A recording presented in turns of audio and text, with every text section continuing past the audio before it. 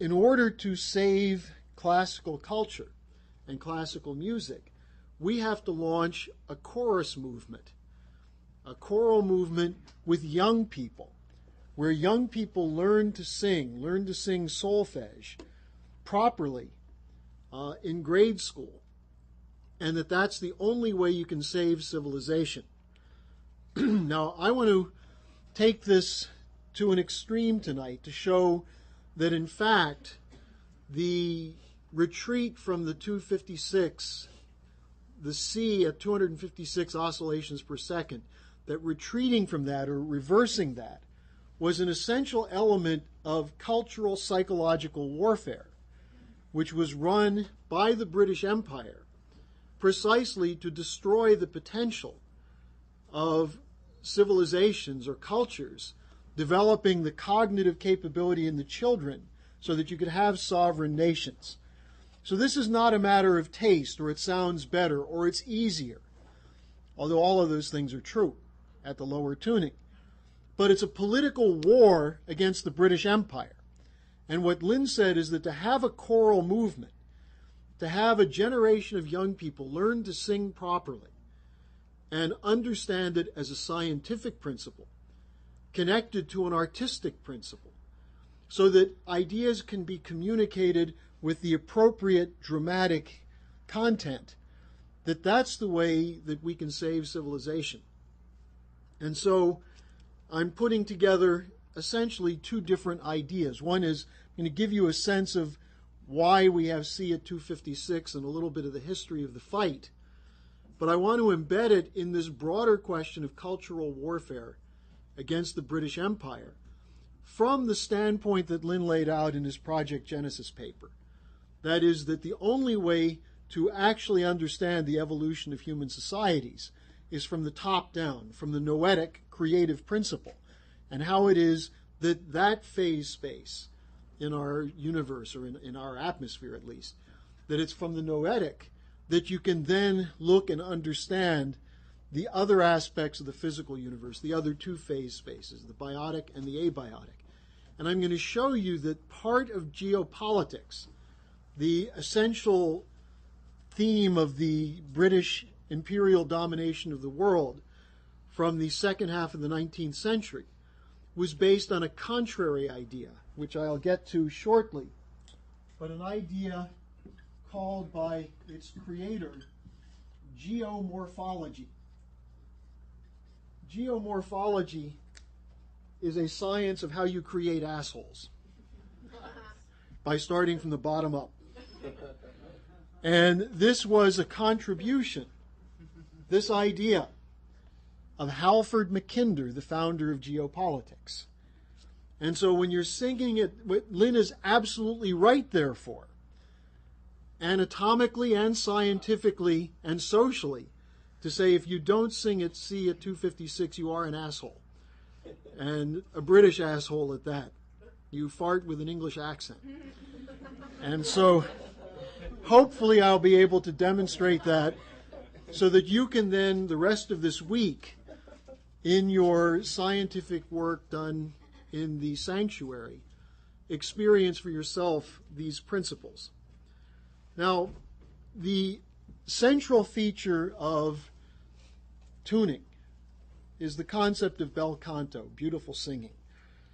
And it's a recognition of a physical principle in the universe, that it's an embedded natural aspect of the human voice, that, as all of you know, and some of this I'm just going to repeat on the surface because you've all mastered the music manual, you've read it, you've worked on it, you have done it with singing, whether you know it or not, you've all experimented in this. Is there anyone in here who hasn't done some singing with a chorus, with our chorus? Okay, well, one person still has to have the opportunity to experience this wonderful scientific discovery. But the rest of you have been a part of it, sometimes maybe not consciously, sometimes grudgingly.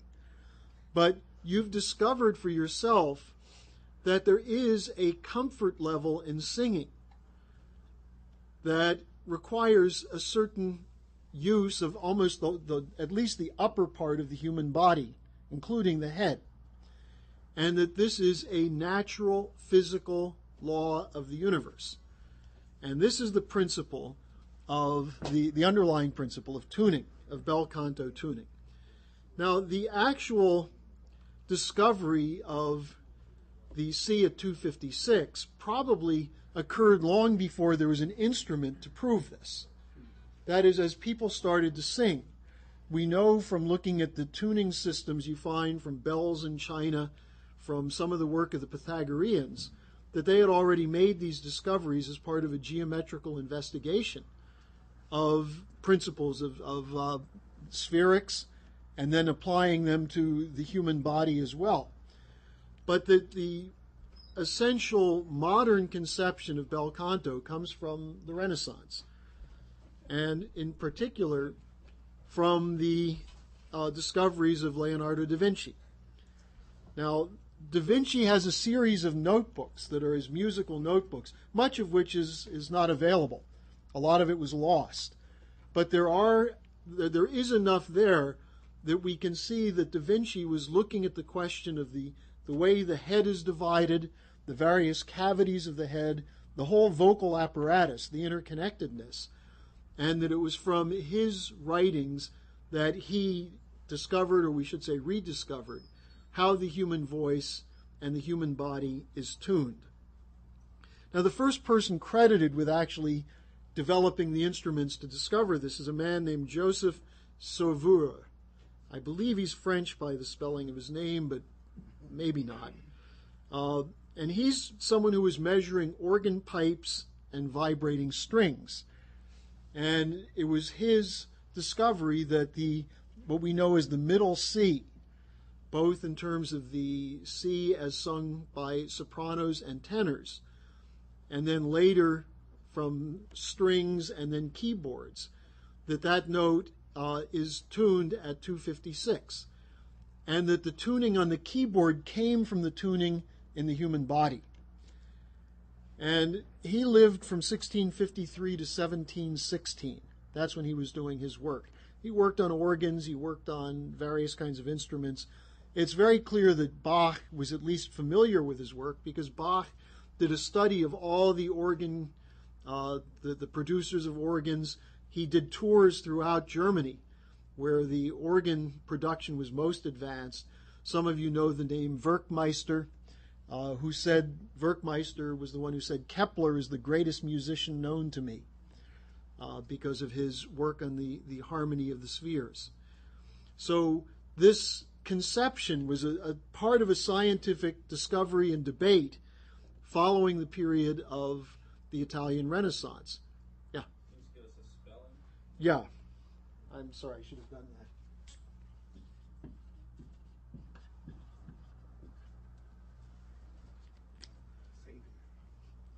that. Now, it's also clear from going back and looking at the instruments from the time. What you may have known, there was in the 80s and 90s, there was a movement of original instruments. Christopher, is it Hogwood? And what was the other one? Roger Norrington, I think. They had these little chamber orchestras, which they said were original instruments. And they went back to instruments from the 1700s. And they found the same thing that Norbert Breinien reported to us at a conference, which is that the instruments stay in tune and sound better at the lower tuning, when you have it tuned to C at 256. And so it was clear that when Mozart was composing, that for Mozart, he had the C at 256. This is reported generally. For him, the A was tuned low to 427 to 430. And this was a standard. This is with the tuning that Bach had. There was a person who wrote a treatise, Beethoven also, a person who wrote a treatise during the time that Beethoven was composing, in which he developed the argument for the unity of the voice and the instrumentation at 256. Jonathan mentions his name in one of the articles a few years ago, one of the presentations he gave. So there was no question that it was that. Now, why does that make sense? Well, if you look at the development of the scale, and we have it with the vocal registers and the chart in the back of the room. If you look at the division of C major or C minor, and we discussed this a lot when Bruce was here, that the note sitting in the division between the middle C and the next C octave up is an F sharp. And the F sharp does not exist within that key from the do to do. It doesn't exist within the scale. It's something outside. It's a boundary condition. And in terms of the way scales were developed, and this is what Bach worked on with the well-tempered clavier, that note, which is called the Lydian interval, it used to be called the devil's interval, probably by people who were opposed to the concept of bel canto, because it's so critical for bel canto. That note sits at the point where you have the register change for the tenor and the soprano. And so it's not simply a physical principle, because what does it mean that it sits at that point? The point at which the register moves, the voice moves from one part of the body to the next part of the body, is at that note for all sopranos and all tenors. Now, there is an exception to that. Someone who is a particularly good singer, like a Carlo Bergonzi, can move the register up or down a little bit.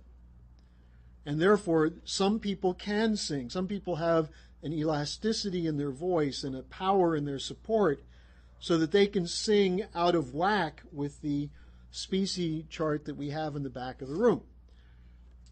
So if you wanted to have music only for a few people who possess those kinds of voices, then it wouldn't matter how you tuned it. So the question is that of music and culture as a mass phenomenon. If you wish to have everybody sing,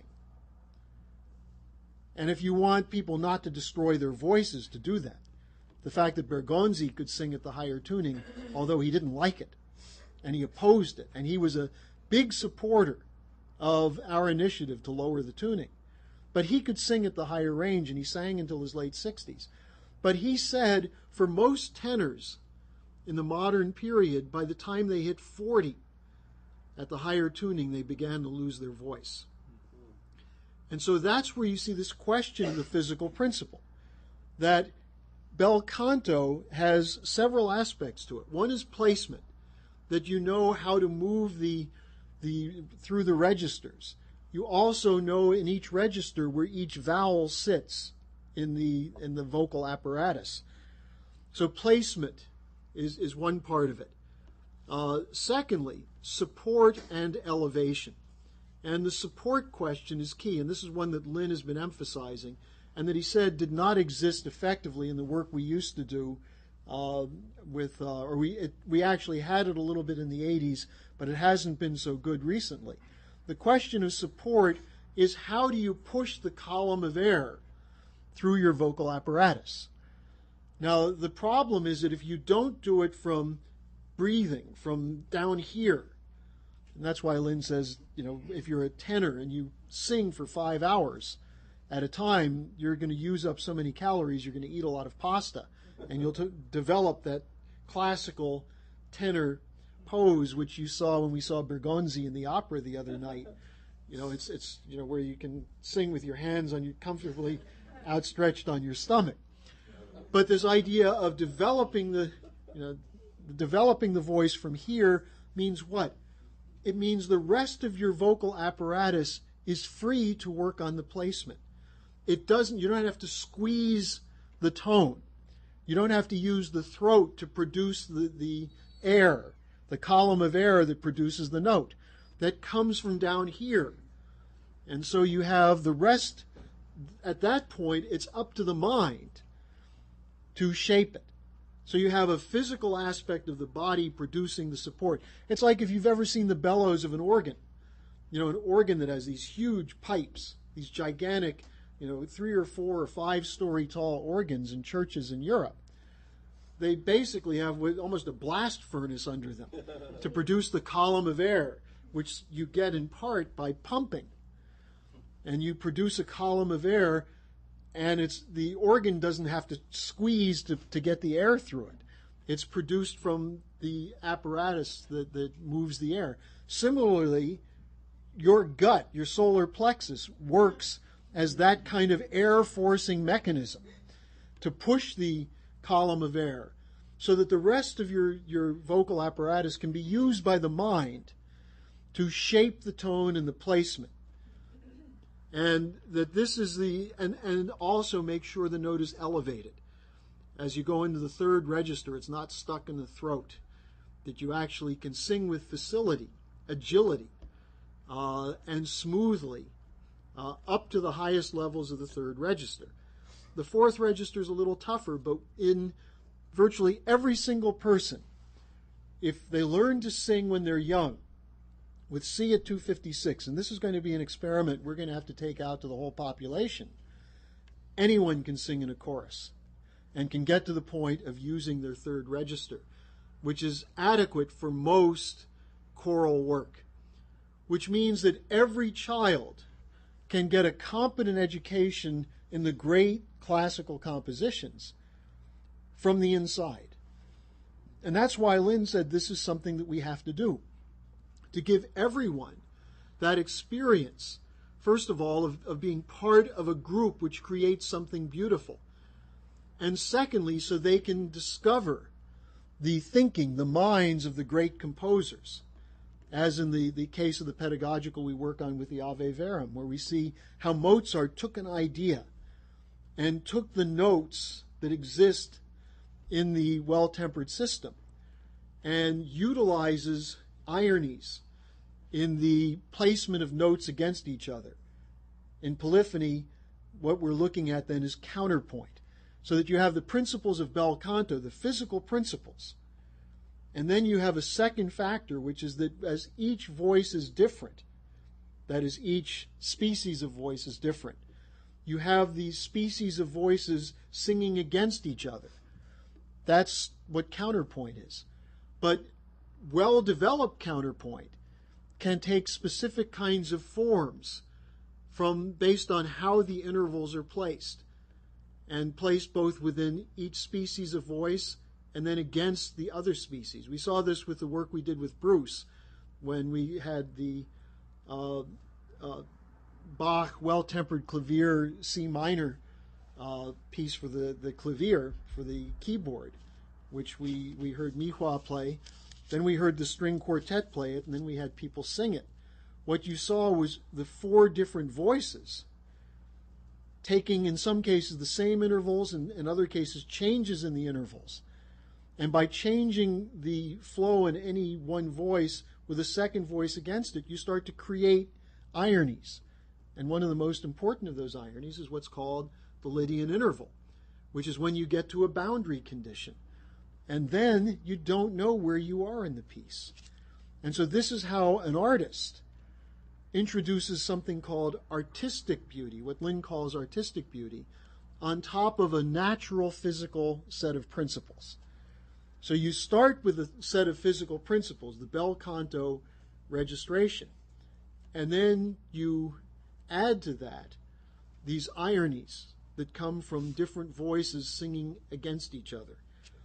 And that was the breakthrough that Bach developed, that was then picked up by Haydn and Mozart, and then Beethoven, Schubert, Brahms, and it was attacked. It was attacked precisely by the networks that opposed Kepler, the networks that opposed Leibniz, the Venetian networks, and then later on the British networks. And I'll just go through a brief history of some of these attacks to give you a sense of how absolutely accurate that characterization is. Without going into the older history of this, which has a lot to do with Rameau and Fuchs and the effort to establish algebraic intervallic relations as opposed to artistic ones. We'll start with 1815, because at that point, presumably, virtually all of the Western world still had the 256A at 430 or below. And in 1815, they blame the Russian army marching band for this. But obviously the Russian marching band was playing the tunes that someone else gave them. And they came into Vienna, the Congress of Vienna. This is when the world was meeting to carve up the post-Napoleonic period. And the Russian band sounded sharp in two ways. They were sharp. They were playing at higher tuning. But they also sounded brilliant. And the word went around, it's the Russian band that really sounds good. Now, with horns and wind instruments, there was a problem because the wind instruments were tuned lower. The clarinet, for example, was just coming into prominence in the time of Mozart. Mozart wrote a beautiful, one of his last concertos was that of the clarinet concerto, which is a very beautiful and funny one. The bassoon was another instrument. The bassoon was tuned so that as you push the wind through it, it's almost like singing through a wooden instrument with the clarinet, the oboe, and the bassoon. And they were tuned in a way that was coherent with this old tuning. Now, after the Russian marching band marched through Vienna and there was a push for a higher tuning, two of the leading proponents of the higher tuning were Liszt and his son-in-law, Richard Wagner. Wagner knew exactly what he was doing. He wrote that his mission in music was to destroy the classical tradition. He redesigned the bassoon so that it could no longer play below A at 440. And that became the standard bassoon. We encountered this problem. Mindy can tell you about this when we were working on the Requiem in the mid-1980s. We wanted to tune lower because we were singing at the lower tuning, the proper tuning.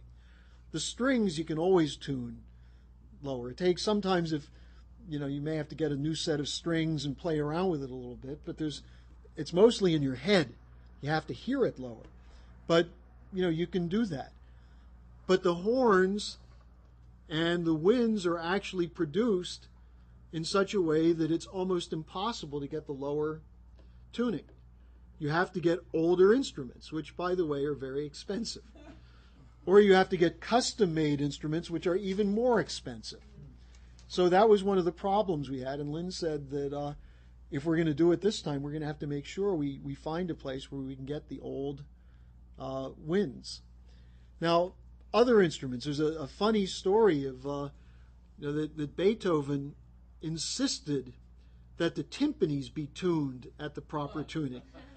Because I think is it the Ninth Symphony or the Ninth Symphony, where you have the timpanis, you have the timpanis tuned so they're at a Lydian interval. And it's got to be at the lower tuning. So you actually could tune the whole orchestra to the timpanis. It's a drum. Yeah.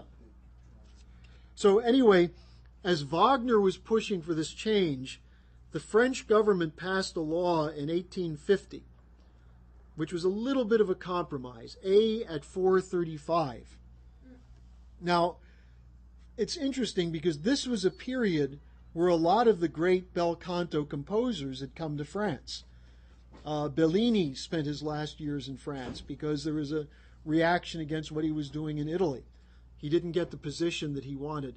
Donizetti, who had been at Naples at the same time as Bellini, Donizetti wrote The Elixir of Love we saw the other night. He wrote Lucia di Lammermoor, some of the incredible bel canto arias. These guys studied this principle of the registration and the tuning, and they wrote their compositions for singers at that lower pitch.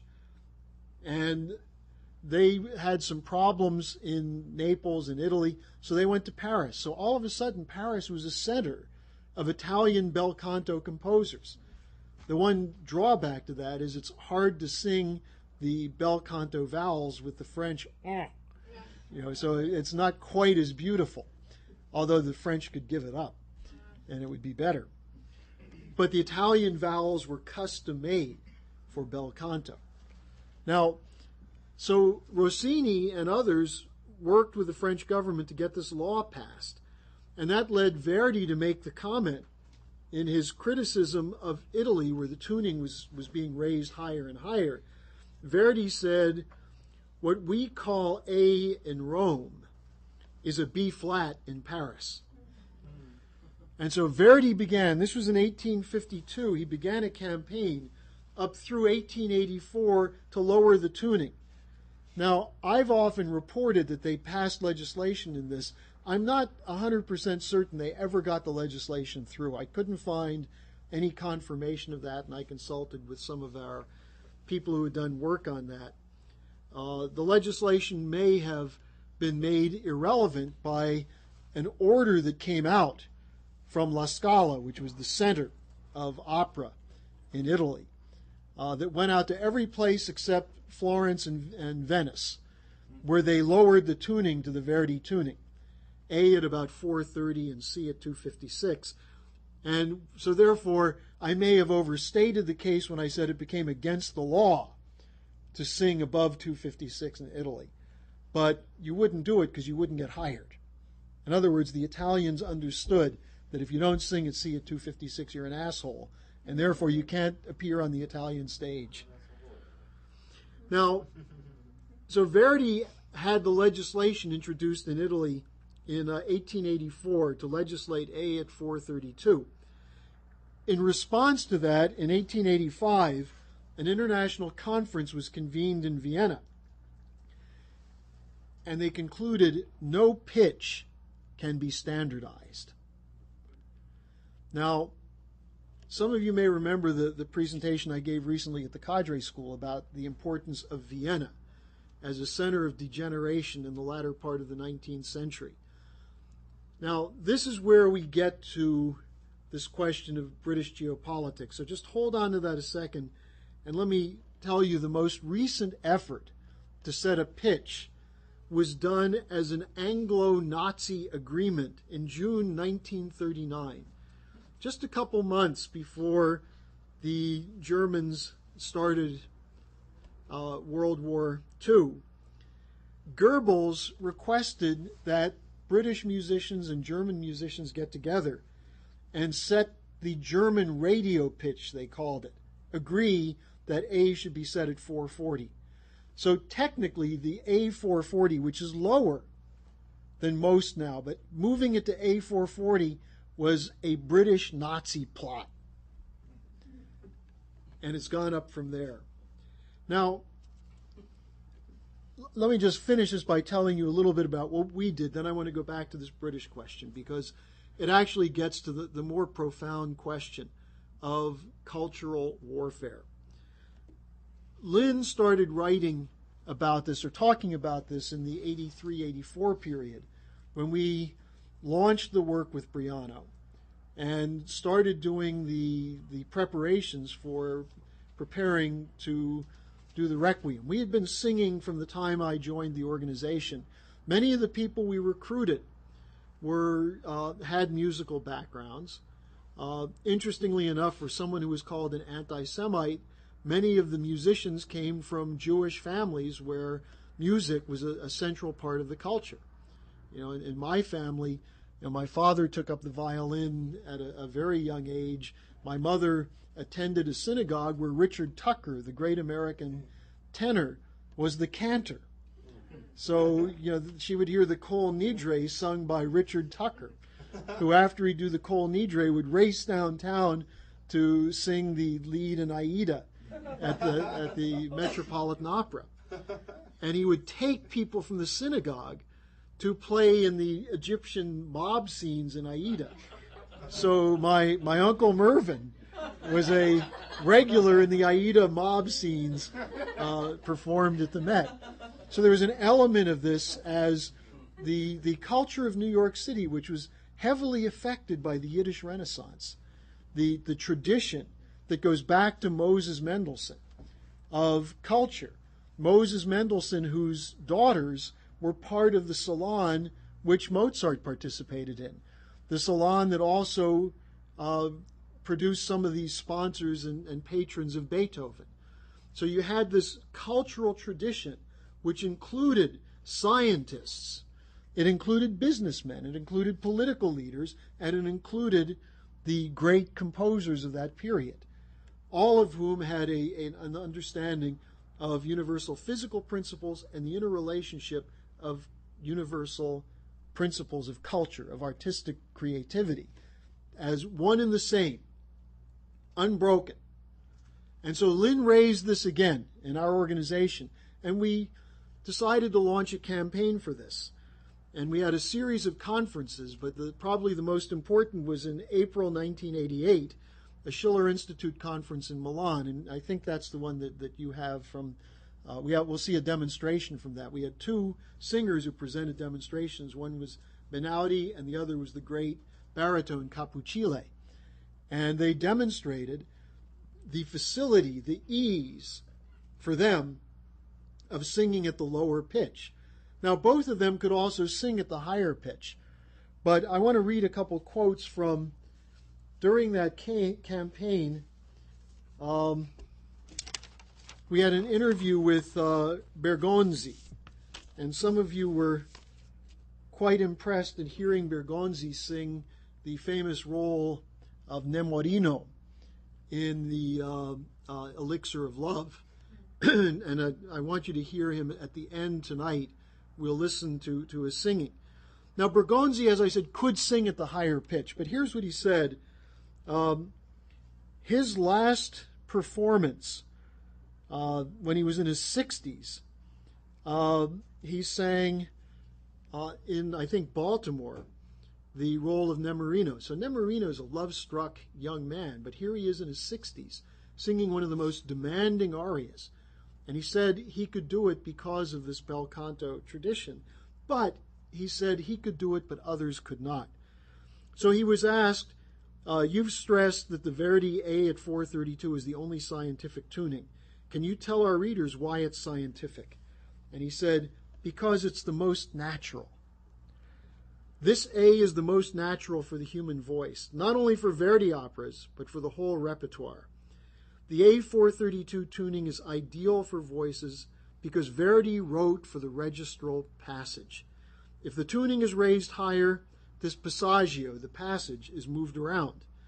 And he said, I have a letter from Verdi in 1884 in which he placed his own A at 432. He said, this A must be the A for opera.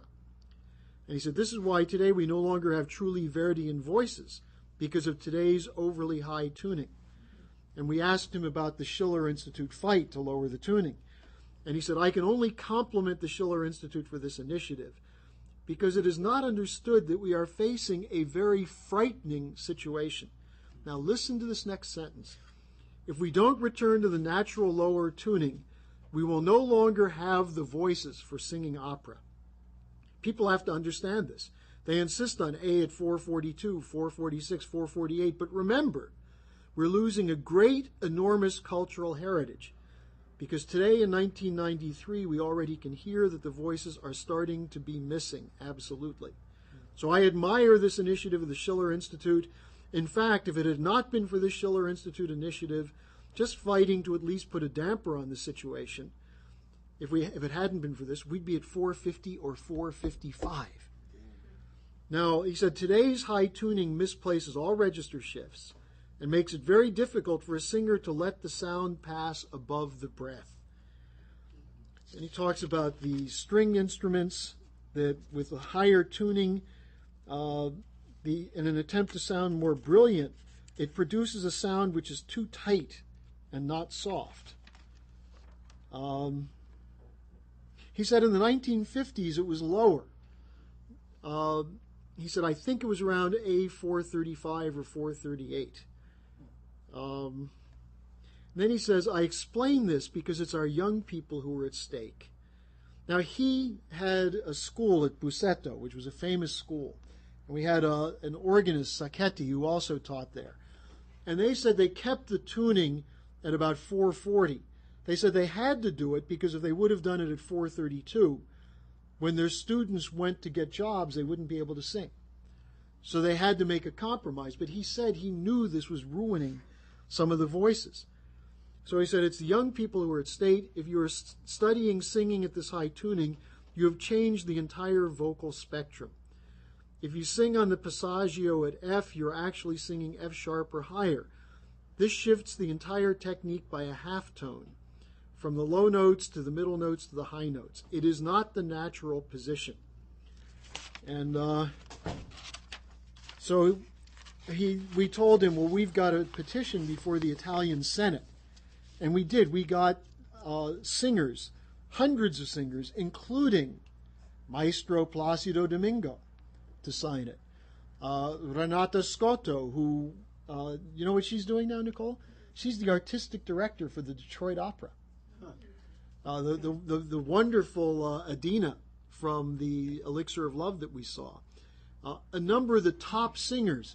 Bergonzi did demonstrations with us, as did Benaudi, as did Capuccile, the top Italian opera singers. And so we brought legislation to the Italian Senate, and we said, do you think it's possible to restart this now? Because they didn't pass it when we first brought it to them. Think about the HBPA, by the way. You know, the first time we brought it to some of these places, they didn't do it. We brought this Verdi tuning to the Italian Senate, and it got tabled without a hearing. So we said, should we restart it? He said, yes, insist and never back down, because you will end up losing your cause. If we want to save the vocal heritage, in which Italy is still in the first rank, we must adhere to the A432 tuning. So we then said, well, this is LaRouche's policy, and he said, I praise Mr. LaRouche for this. And so we said, is it possible now to revive the Verdi tuning in Italy? Can we get a political situation where this will pass? And he said, it would be good for politics. It would be a beautiful thing, because the public needs this, needs beautiful music. The public needs art. The public needs something not new, but renewed. We're talking about the tuning fork. That is something we have to renew, because it already exists, right? It's higher now, but it exists. We want to go back to the lower tuning, the right tuning. So also in political life, we need a renewal. We need to get back to something honest and clean in politics as well. Yeah. Now, what Lynn discussed 3, 4, maybe it's 5 weeks ago now, we need a campaign for this. Not that we're going to expect Placido Domingo to next year present Rigoletto at the lower tuning, although now that I think of it, we should go to Placido Domingo and remind him of his effort years ago and encourage him to pick it up again. But we need to do this in the work that we do. Now, let me go back and give you a sense of how this functions in terms of the broader fight against the British Empire. And for that we go to geomorphology, and two leading British geopoliticians, Mahon and Mackinder. Now, since Mark discussed some of this the other night, I won't have to go through all the background. But essentially, there was a debate between these two guys, Mahon and Mackinder, over how the British Empire would remain dominant. Now, Mahon was a trader. He was an American. His name was Alfred Thayer Mahon. The Thayer, his middle name, came from his father's mentor, Sylvanus Thayer, the founder of West Point, the collaborator of the Society of Cincinnatus, of Poe, of James Fenimore Cooper, and this political network of the founding fathers.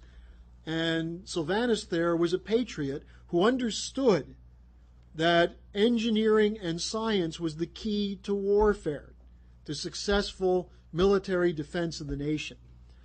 And Thayer's, one of his students was a guy named Mahon, who named his son Alfred Thayer Mahon.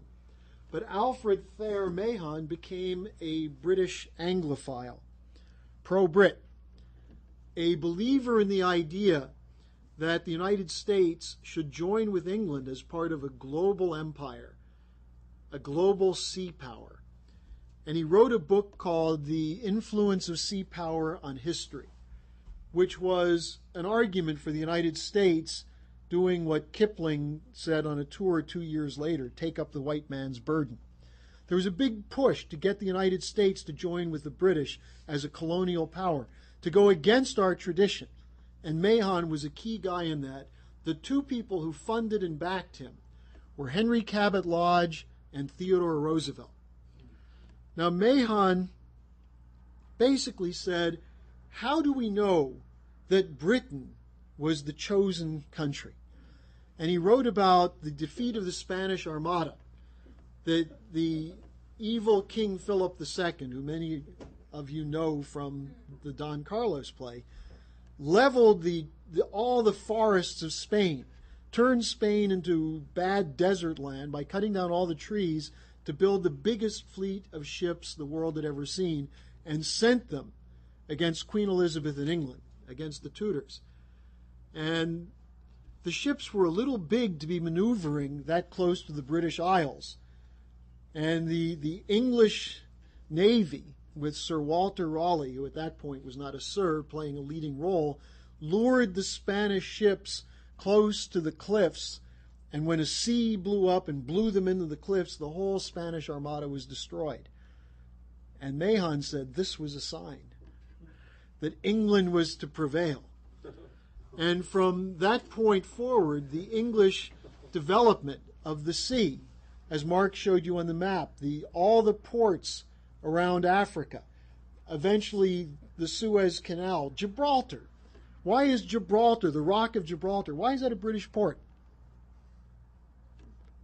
Why isn't it Spanish? It's a British port to this day. And the Spanish renewed the lease in 1998. It opens to the Mediterranean. The Suez Canal is the other route to escape the Mediterranean down to the Red Sea. The Brits took over the Suez Canal. Aden in Yemen, all the ports in the Indian Ocean, Singapore, Hong Kong. The Brits controlled the seas. So Mahon wrote in Harper's Magazine in 1897, one marvels whether incidents such as taking Gibraltar and Malta, so widely separated in time and place, all tending toward one end, the maritime predominance of Great Britain, can be accidents or are simply the exhibition of a personal will, capital P, capital W, in other words, God, acting through all time with purpose deliberate and consecutive to ends not yet discerned. Now, Mahon put forward a theory as to why the British Isles became the dominant force and became the power that could control the seas. He said the influences on sea power, geography, that is position in the world, climate, the extent of territory, population, and then character of the people. What he said is that the objective circumstances, like how much land you control, the nature of the terrain, and the climate, are what creates the people. Now think about that from the standpoint of what you know from Vernadsky, where the discussion is how the noosphere shapes the biotic and the abiotic. No, it goes the other way according to Mahon. It's from the terrain, the land, the territory, the fertility of the soil, the climate that creates the character of the people. And of course, what's his conclusion? The greatest people in the world are the British, because the British Isles are the most blessed spot on the world. Well, it's a wonderful climate if you're a Brit. Yeah. Well, the main book is The Influence of Sea Power in History, but he wrote a whole series of articles. No, that I'm getting to that. Because geomorphology was actually then Mackinder taking this concept of Mahon.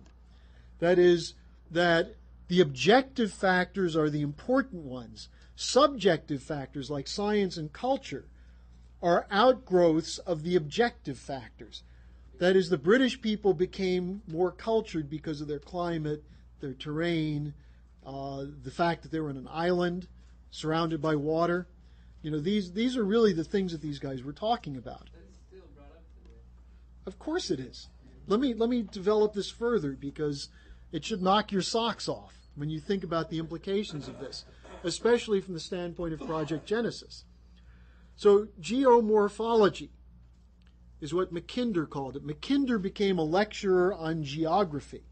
Now, the Royal Geographic Society in England was essentially where the explorers would come and give their reports on their encounters with the savage world, like Royal Geographic Society.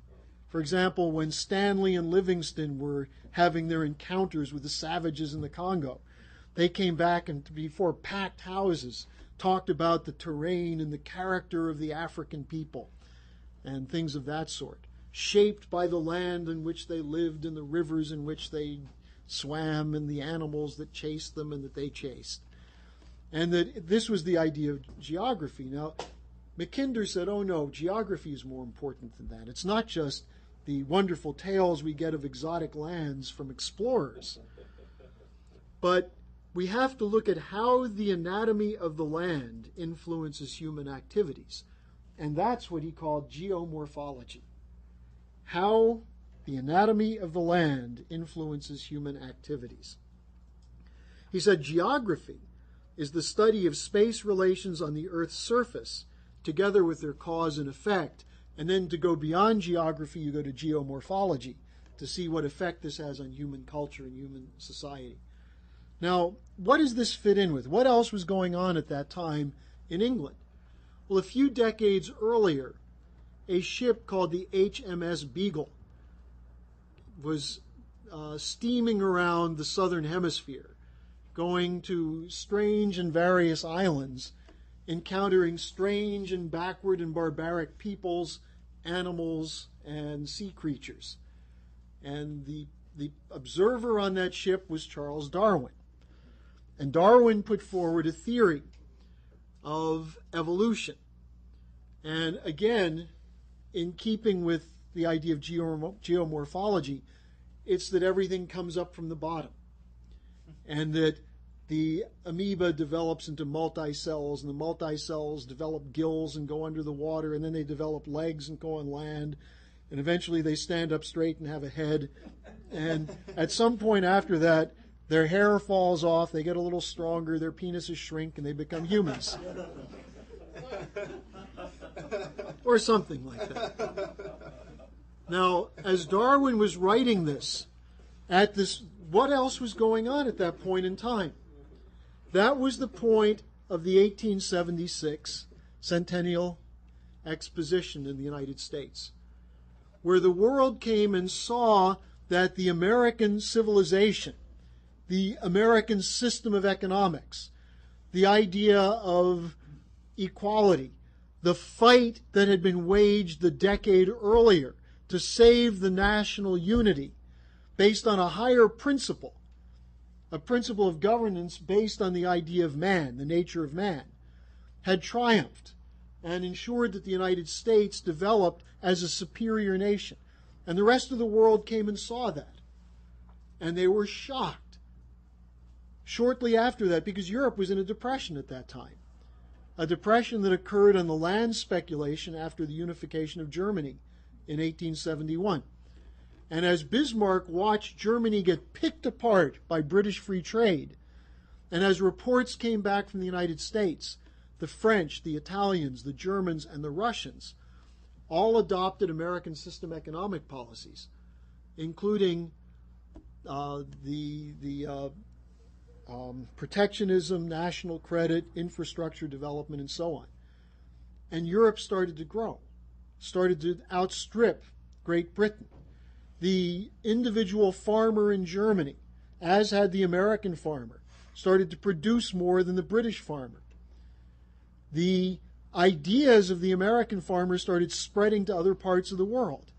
And so it became clear that the fertility of the soil was not just an inherent characteristic of the soil, but was changed and improved by the application of science to cultivation of the land.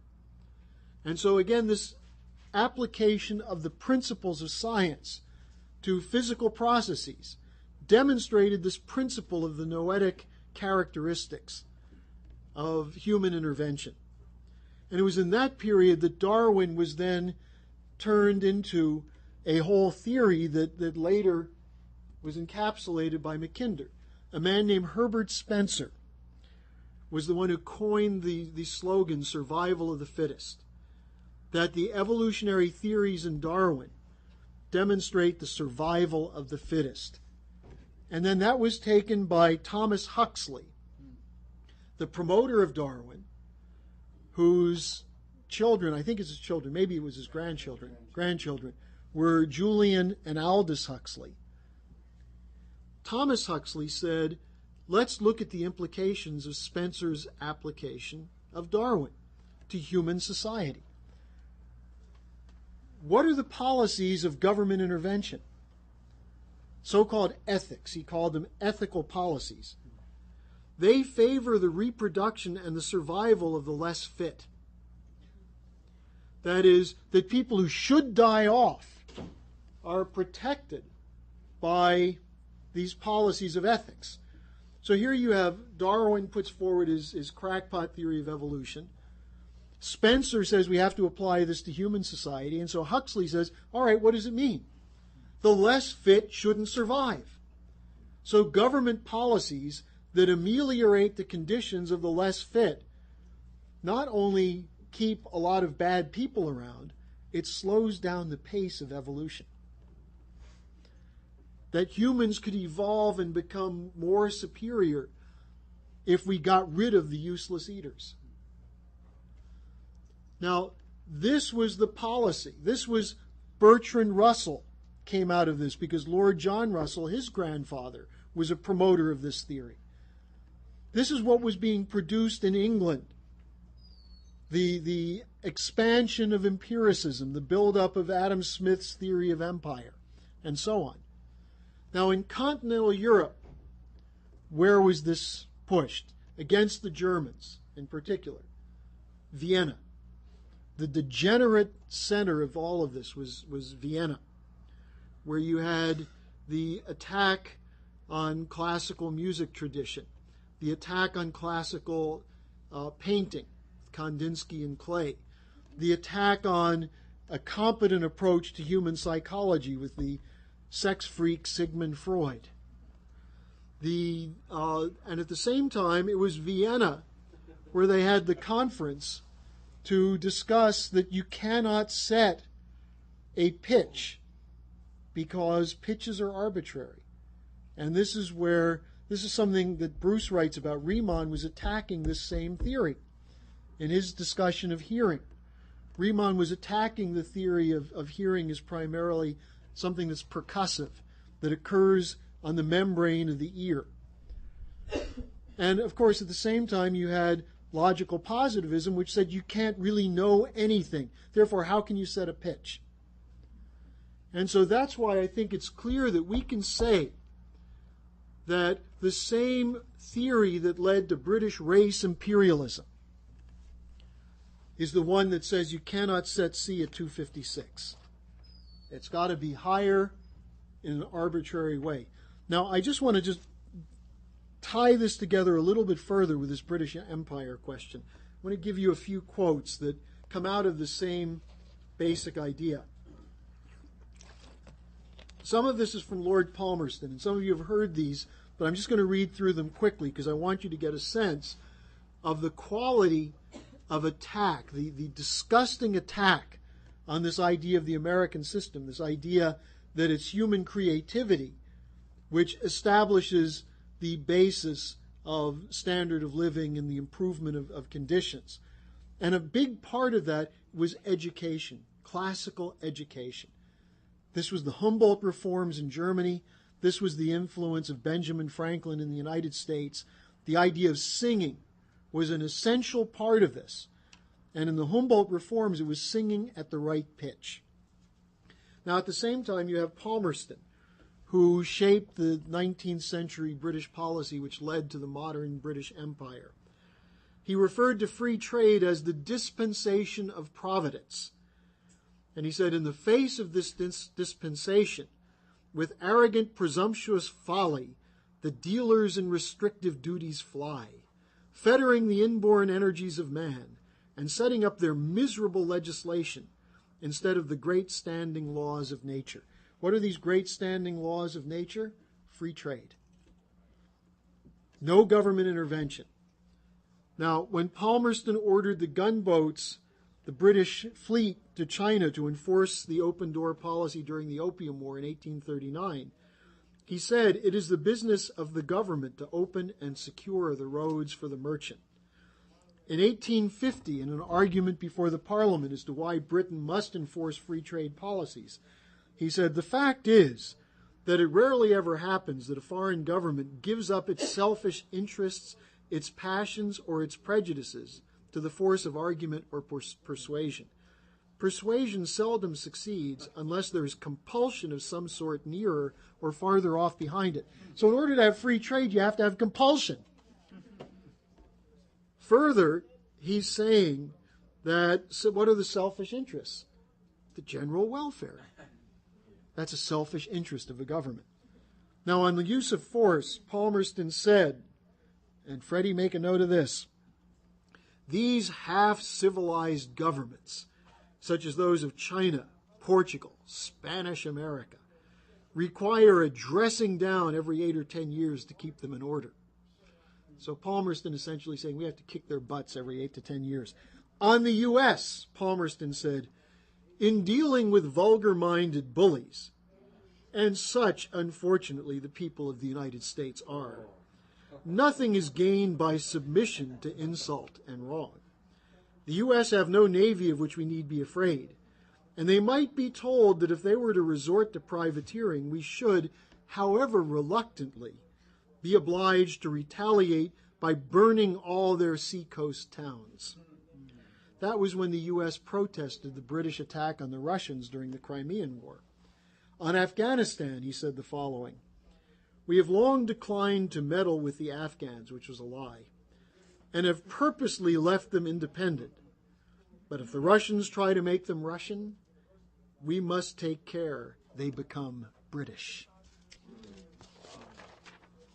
Now, What year was that? The 1850s? That was 1860. Now, just a couple more quotes on this whole question of the racial nature of British imperialism. The Prime Minister Disraeli, in February 1871, after the defeat of France in the Franco-Prussian War, which allowed Bismarck to unify Germany, Disraeli said, "This war represents the German Revolution, a greater political event than the French Revolution. The balance of power has been entirely destroyed. The country which suffers most and feels the effects of this great change most is England."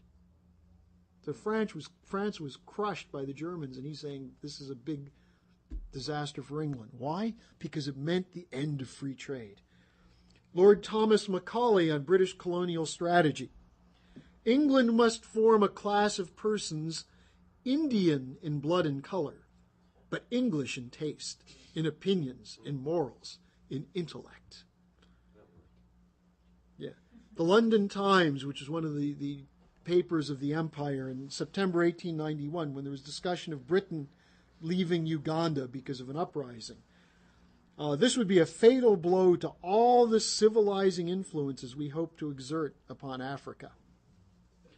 Lord Salisbury, 1898, he was a big backer of Mackinder. He said, "The weak states are becoming weaker, the strong states stronger. The living nations will gradually encroach on the territory of the dying." Now, Joseph Chamberlain, by the way, 1899 is when Kipling came to the United States with his poem, "Take Up the White Man's Burden." And in 1902, Joseph Chamberlain, who was the colonial secretary, who was known as the apostle of the Anglo-Saxon race, said that the British race is the greatest of governing races the world has ever seen. And he said, "The future is with the empires, and there is no greater empire than the British Empire." Now, a major aspect of the British Empire policy is to destroy the cognitive levels of the potential subject peoples, to conduct cultural warfare. We know this, you know this, from the work you did in looking at Leo Strauss and looking at the Congress of Cultural Freedom.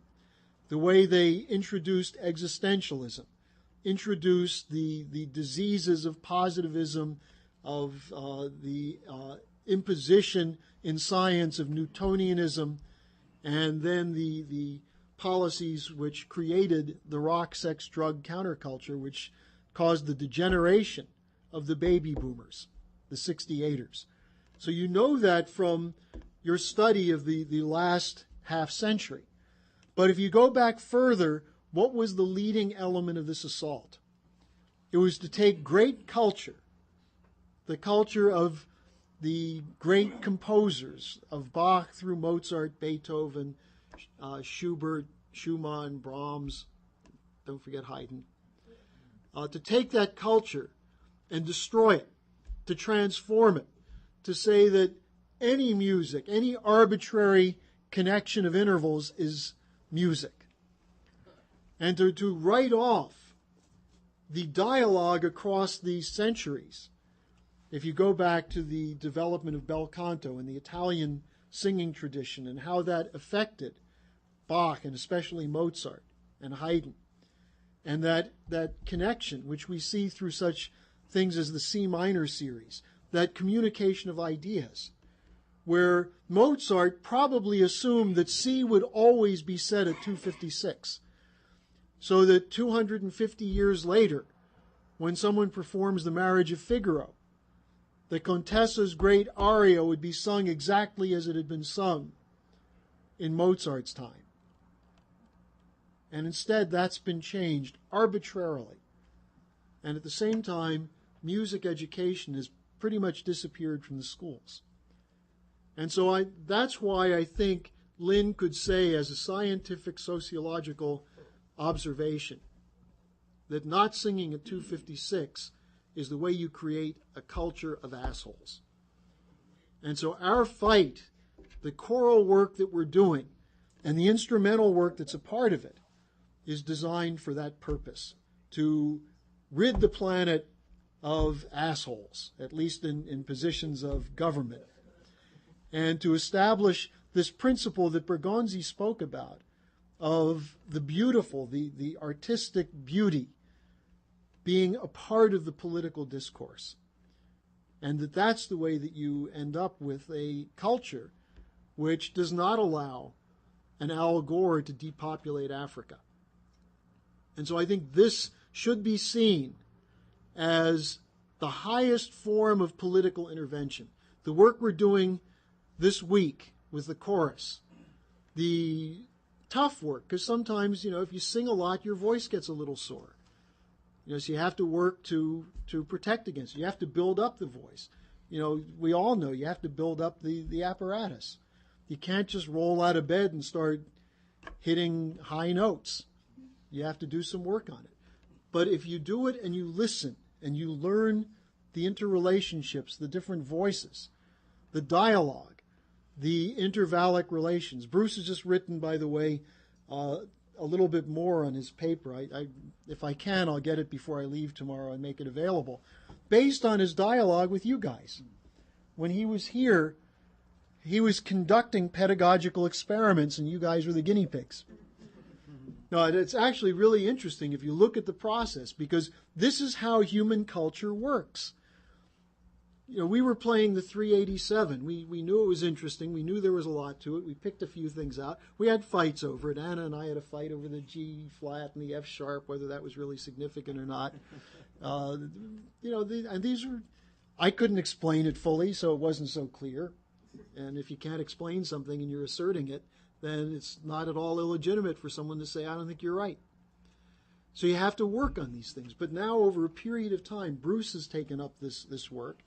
We were playing this and working on it. And what are we discovering? We're discovering fascinating things.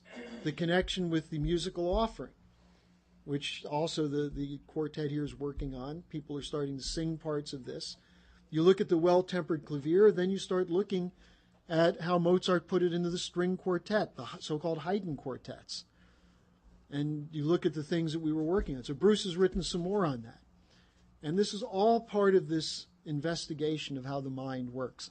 So what I'd like to do with Nicole's help, some of you may have seen this, but we're going to look at one demonstration from one of the conferences in Italy of this soprano who sang just recently at Lynn's birthday in Germany, Benaudi, who is going to sing an aria both at the lower pitch and the higher pitch. And then I'd like to conclude this with, did you find the Bergonzi on the YouTube? Could you find yeah. it? Yeah. Found something. I don't know what you're looking for. Or is it the Unifortiva Lagrima? Yeah. Yeah, it's that okay. piece. So it's not from the opera we saw, but we'll be seeing Bergonzi. So you get a sense of how easy, almost effortless, when he sings. When someone who sings bel canto properly, it's almost effortless. So when you're straining to try and get to that, this is one of these cases. It's like good physical condition. To be able to do something easily, you have to really work your ass off. And then all of a sudden it seems as though you're just so naturally gifted. But it's the hard work that makes it easy with anything. So as soon as we get this hooked up, we'll see first Benaudi. This will be from our Schiller conference. I think this is the 1988 conference that I was quoting from. Are you going to do both examples or just one? She sings at both pitches, higher and lower. I'm not going to show both of them, no, just because of time. I'm not sure. Do you think one of them is better than the other? Which one do you want us to do? No, we're going to see both. She did two different examples at both pitches. So, But there's one. I can use the second one. She does it for 2 arias. yeah. Which one do you want to see? Do you think one was a better example than the other? Well, I did, but I don't know if All right. Well, which one? Well, let's watch it so we can see. There's one, the pitch that we're advocating, and then a pitch that we're not advocating. Yeah. Why would there be a debate as to which one we should listen to? No. There were two different examples of the two different pitches. Which song do we want to hear? Yeah. Well, the second one is from the. What, Nicole? Most people might be more familiar with the second one. All right. Let's do the second one then. Oh. Yeah. We're just going to look at. We're going to look at one example in which she sings one song. Shh. Nick. People want to know this. We're going to have one song sung at two different pitches.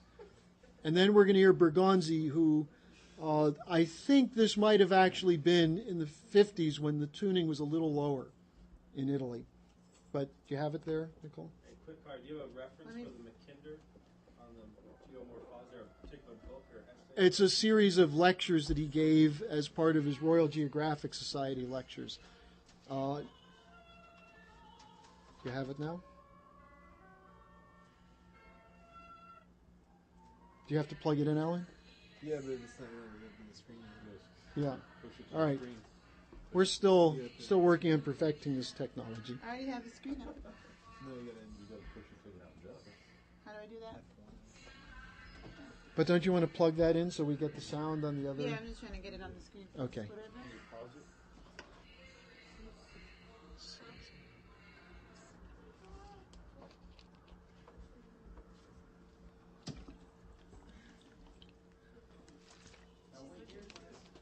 Well, how do I see it here now so I can? 1996 to 22nd.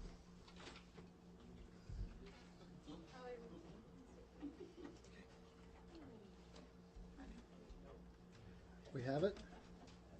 Yeah. Okay.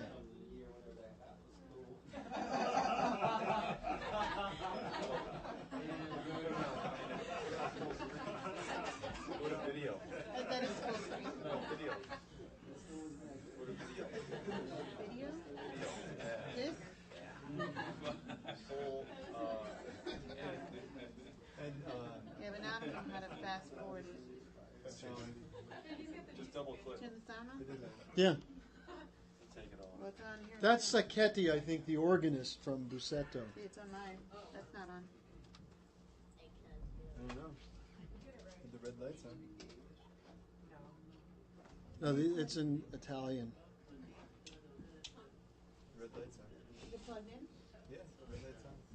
It's the computer or the cord. Well, it's not the computer, because if I take it out, it's on my computer.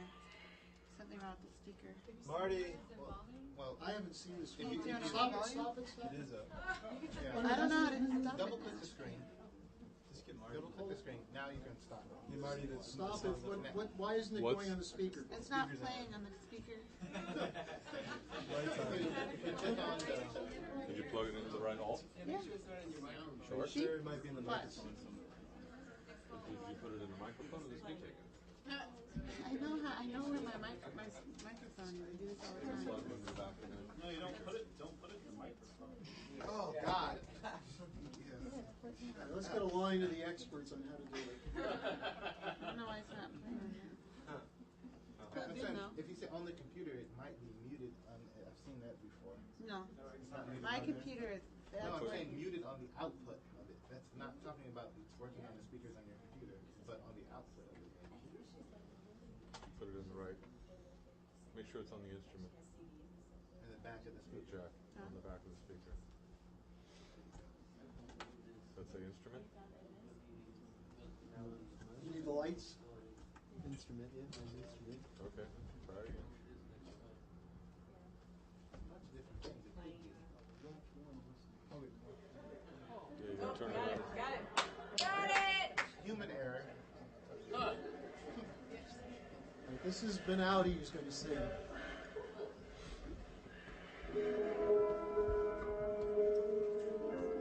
Is this lower the first one?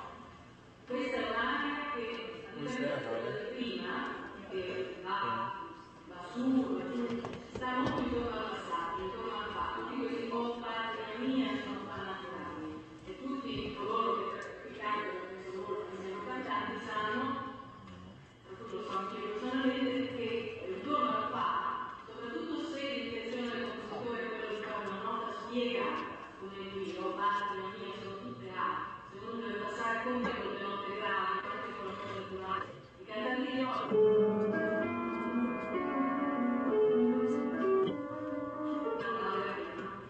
Scusate, mi farà un po' più di produzione perché bisogna tipo. Hey, which one's the high one? The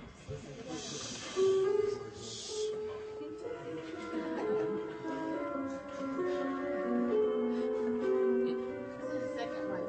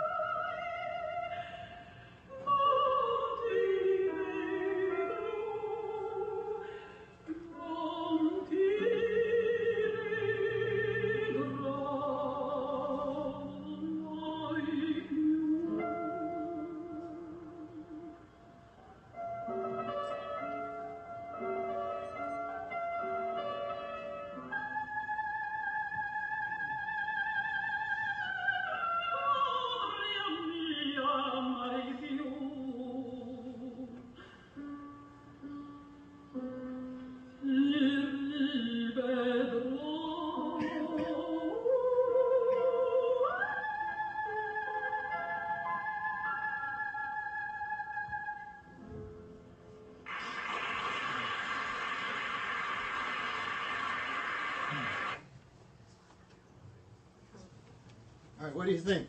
Second one. Which ones was the proper tuning? The second one. Second one. Why? Sounded better. Because he did Sounded better? Why? What sounded better? Well, it was, well, for one, it just was very, very clear that when she went into the fourth register, that it was in the second one, which was not as strained, and it sounded more free than the first one. In the first one, although it was still somewhat free, it was still restrained. It was still strained a little bit. Mhm. So it was just it was just very clear that it was the second one. You could hear them lower too. I thought the first one was pretty, the whole thing was pretty hard to hear, except for the very end. I didn't, the first one. Anyone have a disagreement? I thought that the second one, the first part of it, it sounded kind of heavy, and so my ears, I kind of liked some of the first part of the first one, but then it was like what Freddie said. It was really clear that as soon as she got to the higher, it was just more free. It just sounded more natural. It sounded maybe more beautiful in some ways. So is everyone convinced of that? Well, I'm not convinced, but I can't. I think it's the first one. You think the first one was lower? Why? It just sounded lower, like the piano and everything. Well, I think what would be useful, while it is in Italian, there's you do have the other example that she does, and then Capucile.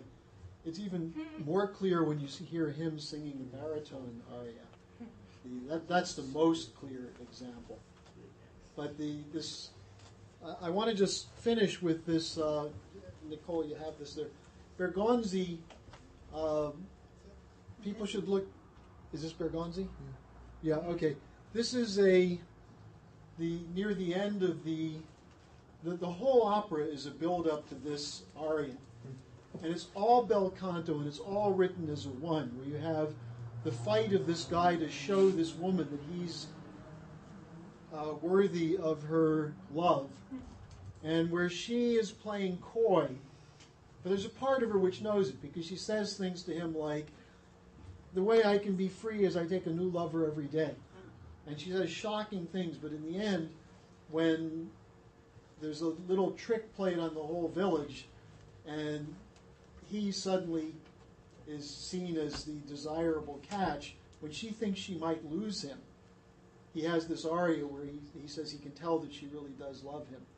And then it's followed by a just as powerful aria. But this Bergonzi is the one who if you want to have some fun, listen to Bergonzi sing it and listen to Pavarotti. Because Pavarotti doesn't sing it badly, but he sounds like a screamer compared to Bergonzi. They have Pavarotti on. Do you do that? Well, they have them on.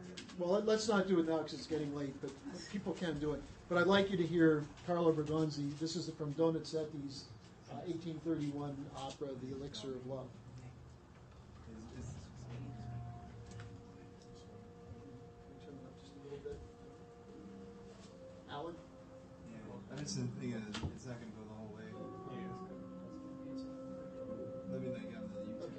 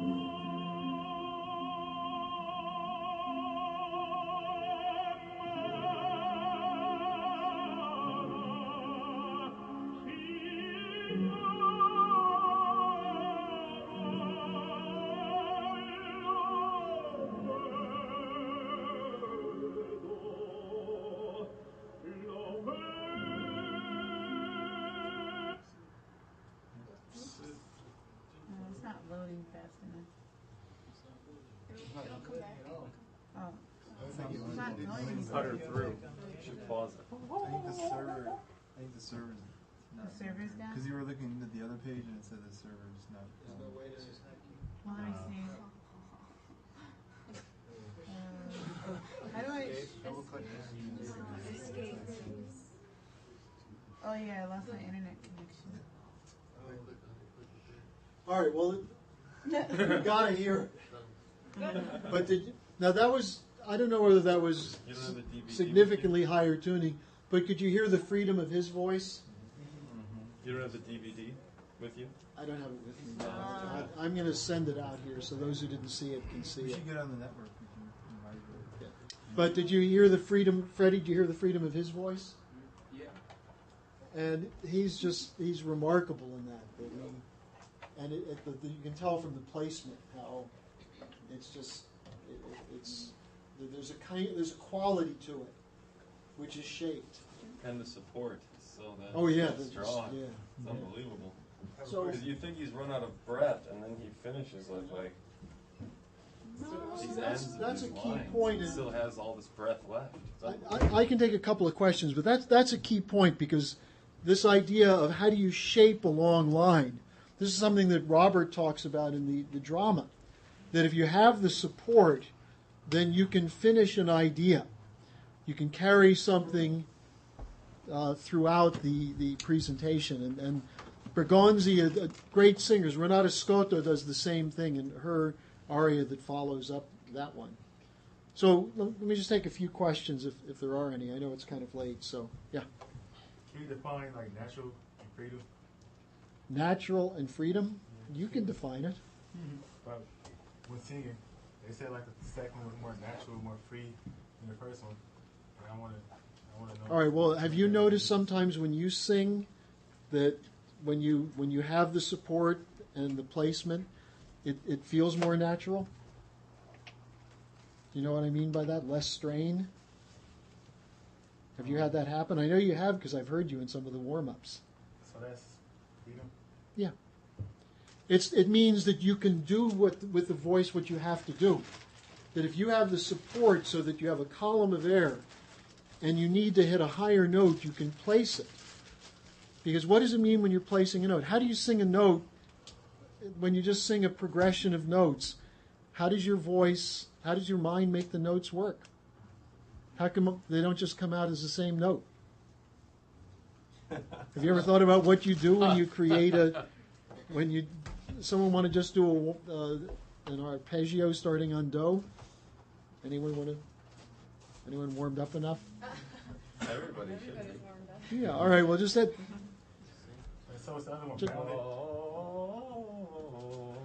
Well, why is it that when you sing a note and you need to sing a third above it, you know where it is? What causes that? Hear it in your mind. Well, that's the point is you want to have your mind free to create something in the vocal apparatus so that you can produce what you want to produce. And that comes from the support. If you have it so that you know where to place it, as you breathe and then sing out a note, your mind shapes it. Have you ever thought about when you do a warm-up, how do you know the progression of the notes? You hear it, but you can't trust your hearing. You actually hear it inside your mind. This is this question that Lynn is talking about in terms of the quality, the higher quality of cognition. You know, have you ever seen these singers who, when they sing, they go like this, as though they can hear better by cupping their ear? So they plug their ear and they do this. Yeah. Like they're No, my favorite is when someone's singing and they're singing like this, as though they're going to hear themselves better. You know, you don't regulate the pitch based on listening to how it sounds and changing it. It's something that your mind organizes the body to produce. I mean, if someone says, you know, raise your hand over your head, how do you do that?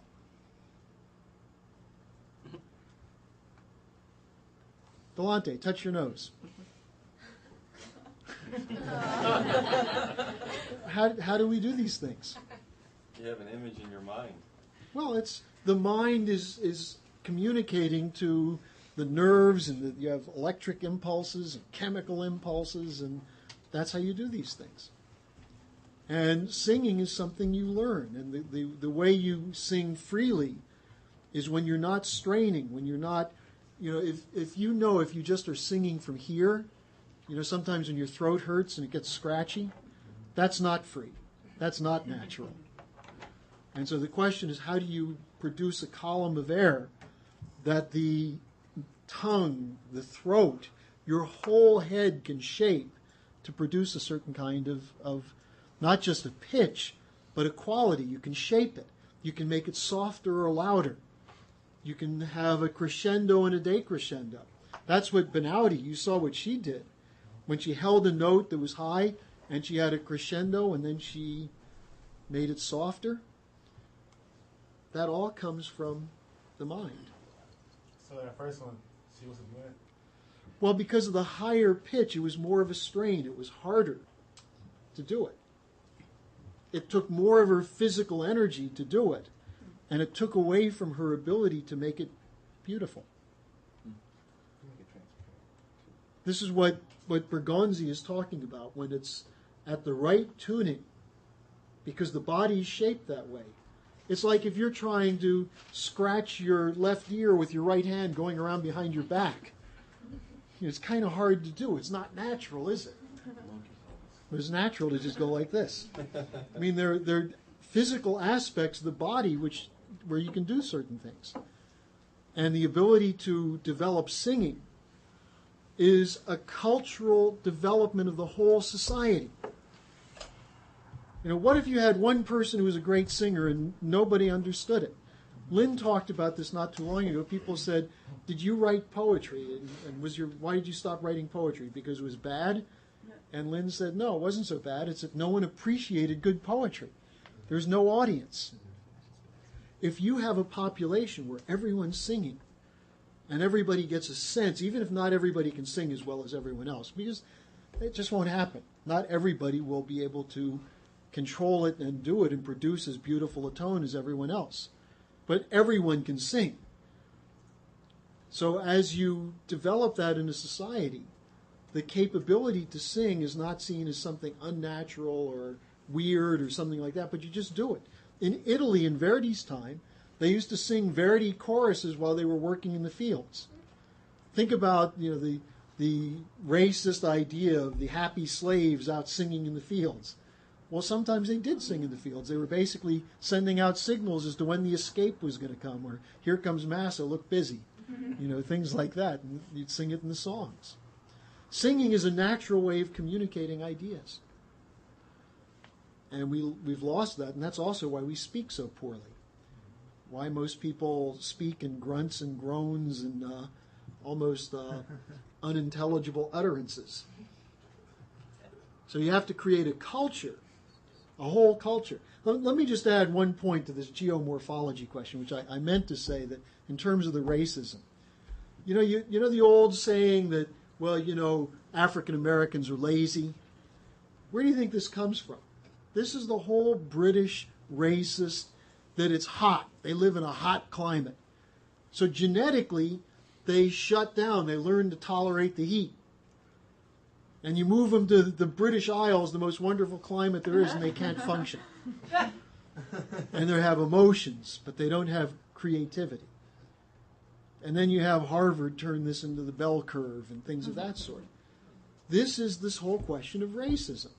And the counter to that is Frederick Douglass.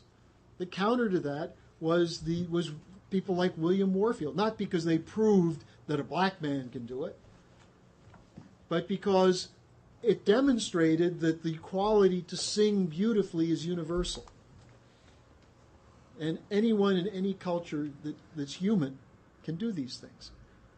But the British basically said, no, give them their music. They're emotional and associative, so they like to bounce and create rhythms, and they're good at it. They like it. They seem to like it, don't they? This is the same form, this geomorphology. This is where a lot of the racism. I'm not saying that Mackinder invented racism. I'm saying that they created a whole conception of government based on that, which is the British Empire. So I hope the connection was clear, what I was trying to convey. Any other critical questions? Work on it, Michael. When you come to chorus, work on getting the natural placement. Whoever you work with, they can.